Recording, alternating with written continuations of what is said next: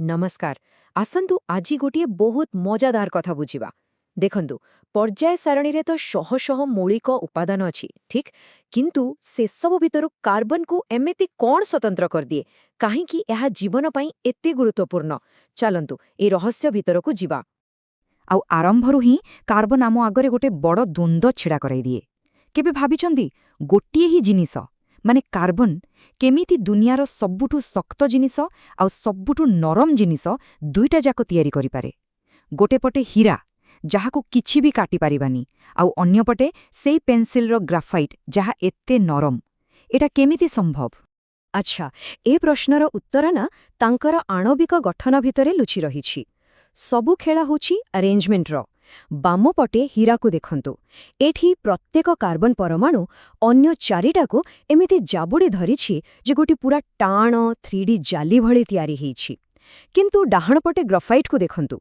एठी कार्बन परमाणु गुड़िक गोटे परे गोटे चदर भଳି स्तରରେ अछंती आउ ए स्तर गुड़ाक परस्पर उपरे सहजरे खसी पारंती।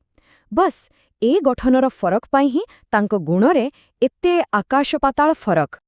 किंतु रहस्य एतिकिरे सरिनी। आहुरी गोटे आश्चर्य कथा जानिले आमे जीवन पाई एते गुरुत्वपूर्ण बोली कहुछु, हेले पूरा पृथ्वी रे कार्बन रो परिमाण बहुत ही कम। भाबंतु तो भूत्वकरे मात्र 0.02% आउ वायुमंडल रे 0.03%। तेबे प्रश्न उठुछि एते कम परिमाण रे थाइबी एहा एते प्रभावशाली केमिति हेला? ताहिले ए रहस्यर समाधान पाई हमर प्रथम सुराख हेउछि कार्बन अन्य परमाणु सहित केमिति जोड़ी हुए सेटा बुझिबा। आउ इहार मूलरे अछि गोटिए जिनिस सहसंयोजी बंधन।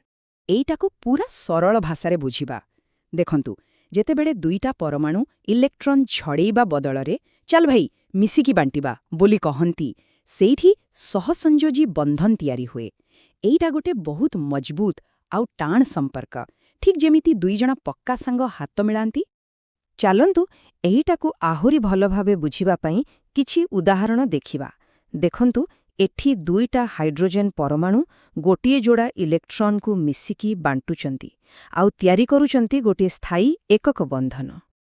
आउ एबे देखंतु अम्लजान को एठी परमाणु माने दुई जोड़ा इलेक्ट्रॉन बांटुचंती आउ फलरे तियारी हेउछि गोटे दुई बंधन जहाकी एकक बंधन ठारू आहुरी अधिक शक्तिशाली। आउ शेषरे एई जबक्षार जानर उदाहरण को देखंतु। एठी तो पूरा 3 जोड़ा इलेक्ट्रॉन रो भाग बंटा चलीछि आउ एटा तियारी करूछि सबुठारू शक्तिशाली सहसंयोजक बंधन जहाको आमे कहू त्रिबंधन। तो एठी सबुठु गुरुत्वपूर्ण कथा हेउछि जे बहुत उपादान छंती जो माने इलेक्ट्रॉन चोरी करंती बा देई दियंती, किंतु कार्बन से हेउछि शेयरिंग करिबारे माहिर आउ तार एई मिलीमिशी चलिबा गुण ही ताकू एते स्थिर करिथाए। ठीक अछि, ताहले आमे बंधन विषय जानिले, किंतु एबे आम अनुसंधानर परवर्ती पर्यायकु जिबा। कार्बनर एमिति आउ दीटा स्वतंत्र गुण अछि जहा ताकू सत्तेरे जणे मास्टर बिल्डर बनै दिए। एगुड़िक हेउछि कार्बनर दुईटी सुपर पावर। प्रथमटी हेला टेट्राभैलेंसी। सीधा कथा ता पाखरे चारिटा हाथ अछि, तेणु से सब बेले चारिटा बंधन तैयारी करे गोटे यूनिवर्सल कनेक्टर भली। आउ द्वितीयटी हेला कैटेनेशन। एटा होछि कार्बनर निज सहित ही जोड़ी हेबार एक अद्भुत क्षमता। एहाकु गोटे स्पेशल लेगो इटा भाबंतु जहा निज भली अन्य लेगो इटा सह जोड़ी होई असरंती डिजाइन तैयारी करि पारे। टेट्राभैलेंसी केमिति काम करे तार एक बढ़िया उदाहरण हेउछि मिथेन। देखंतु गोटिए कार्बन परमाणु ठीक मझिरे अछि आ चारिपटे चारोटी हाइड्रोजन परमाणु को मजूत भावे धरी रखिछि। एइथिपाई तो कार्बन अणु तैयारी करिबा पाई गोटे परफेक्ट सेंट्रल पॉइंट। आउ कैटिनेशन रो शक्ति तो वाह सतरे अविश्वसनीय। एई गुण जोगु ही कार्बन लंबा लंबा चेन तैयारी करि पारे, गछर डाळ भଳି शाखा बाहर करि पारे, एपरिकी गोल रिंग भी बनै पारे। आउ मजा कथा हैला एई सबु बंधन सिंगल डबल किंबा ट्रिकल भी होई पारे।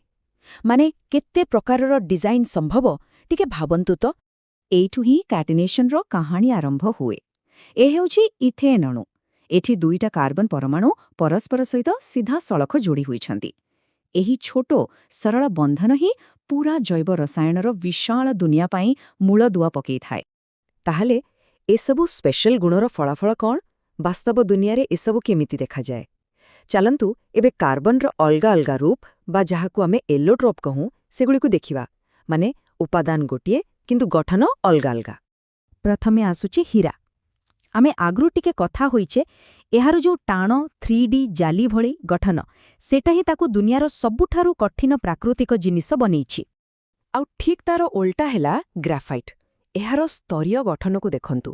ଏଇ ଚଦର ଭଳି ସ୍ତରଗୁଡ଼ିକ ଏତେ ଦୁର୍ବଳ ଭାବେ ଯୋଡ଼ି ହୋଇଛନ୍ତି ଯେ ସେମାନେ ପରସ୍ପର ଉପରେ ସହଜରେ ଖସିପାରନ୍ତି। ଆଉ ସେଥିପାଇଁ ଗ୍ରାଫାଇଟ୍ ଏତେ ନରମ, ଚିକଣ ଆଉ ପେନ୍ସିଲରୁ ନେଇ ଲୁବ୍ରିକେଣ୍ଟ ପର୍ଯ୍ୟନ୍ତ ସବୁଥିରେ କାମରେ ଆସେ। କିନ୍ତୁ କାହାଣୀ ଏଇଠି ସରିନି। କାର୍ବନର ଦୁନିଆ ଆହୁରି ଅଜବ। ଦେଖନ୍ତୁ, ଏହା ହେଉଛି ଫୁଲରିନ୍ ବା C60। ଏଇଟା ଗୋଟେ ମଲିକ୍ୟୁଲାର ଫୁଟବଲ ଭଳି। ଏଠି 60ଟା କାର୍ବନ ପରମାଣୁ ମିଶିକି ଏମିତି ଏକ ସୁନ୍ଦର ଗୋଲ ଆକୃତି ତିଆରି କରିଛନ୍ତି। ଏଇଠୁ ଜଣାପଡ଼ୁଛି କାର୍ବନ କେତେ ପ୍ରକାରର ଆଶ୍ଚର୍ଯ୍ୟଜନକ ଆକୃତି ଗଢ଼ିପାରେ। ତେବେ ଏବେ ସବୁ ସୁରାଗକୁ ଏକାଠି କରିବାର ସମୟ ଆସିଛି। ଆସନ୍ତୁ ଆମର ସେ ମୂଳ ପ୍ରଶ୍ନକୁ ଫେରିଯିବା। ଶେଷରେ କାର୍ବନ କାହିଁକି ଏତେ ଖାସ୍? ଆଉ ଏହାର ସିଧାସଳଖ ଉତ୍ତର ହେଲା, କାର୍ବନର ବିଶେଷତା ତାର ପରିମାଣ ଯୋଗୁଁ ନୁହେଁ, ବରଂ ତାର ଅସାଧାରଣ ବହୁମୁଖିତା ଯୋଗୁଁ। ସେ କେତେ ପ୍ରକାରର କାମ କରିପାରେ, ସେଇଟା ହିଁ ତାକୁ ଖାସ୍ ବନାଏ। ସେ ହେଉଛି ପ୍ରକୃତିର ଅଲ୍ଟିମେଟ୍ ବିଲ୍ଡିଂ ବ୍ଲକ୍। ତାହେଲେ ଏଇ ବହୁମୁଖିତାର ରେସିପି କ'ଣ? 3ଟା ଜିନିଷ ମନେ ରଖନ୍ତୁ। ଷ୍ଟେପ୍ 1 ସ୍ଥାୟୀ ଭାଗିଦାରୀ ପାଇଁ ସହସଂଯୋଜୀ ବନ୍ଧନ। ଷ୍ଟେପ୍ 2 ଚାରି ଦିଗରେ ଯୋଡ଼ି ହେବା ପାଇଁ ଟେଟ୍ରାଭାଲେନ୍ସି। ଆଉ ଷ୍ଟେପ୍ 3 ନିଜ ସହ ଯୋଡ଼ି ଲମ୍ବା ହେବା ପାଇଁ କ୍ୟାଟିନେସନ୍। ବାସ୍, ଏ 3ଟା ଜିନିଷ ମିଶିଗଲେ ଫଳାଫଳ ହେଉଛି ଅସୀମ ପ୍ରକାରର ଅଣୁ। ଆଉ ଏଇ ବହୁମୁଖିତାର ପ୍ରଭାବ କେତେ, ତାହା ଦେଖିବା ପାଇଁ ବେଶୀ ଦୂର ଯିବା ଦରକାର ନାହିଁ। ଆମ ଚାରିପାଖକୁ ଦେଖନ୍ତୁ। ଆମେ ନିଜେ, ମାନେ ପୃଥିବୀର ସବୁ ଜୀବଜନ୍ତୁ, ଆମେ ବ୍ୟବହାର କରୁଥିବା ଇନ୍ଧନ, ଲକ୍ଷ ଲକ୍ଷ ପ୍ରକାରର ଜୈବିକ ଯୌଗିକ, ଏପରିକି ଆଜିକାଲିର ଆଡଭାନ୍ସଡ୍ ମେଟେରିଆଲ୍ସ, ସବୁକିଛିର ମୂଳଦ୍ୱାରରେ କାର୍ବନ ହିଁ ଅଛି। ଏବେ ବୁଝାପଡ଼ୁଛି ତ ଏହା କାହିଁକି ଏତେ ଗୁରୁତ୍ୱପୂର୍ଣ୍ଣ। ତେବେ ଶେଷରେ ଗୋଟିଏ ପ୍ରଶ୍ନ ସହ ଆଲୋଚନାକୁ ସାରିବା। କାର୍ବନର ଏ ଯେଉଁ ଚେନ୍, ଶାଖା ଆଉ ରିଙ୍ଗ ବନେଇବାର ଅଦ୍ଭୁତ କ୍ଷମତା ଅଛି, ତାକୁ ବ୍ୟବହାର କରି ଆମ ଭବିଷ୍ୟତକୁ ଆହୁରି କେମିତି ଗଢ଼ାଯାଇପାରିବ? କେଉଁ ନୂଆ କାର୍ବନ ଆଧାରିତ ଜିନିଷ ଆମ ଦୁନିଆକୁ ସମ୍ପୂର୍ଣ୍ଣ ବଦଲେଇ ଦେବ? ଏହାର ସମ୍ଭାବନାର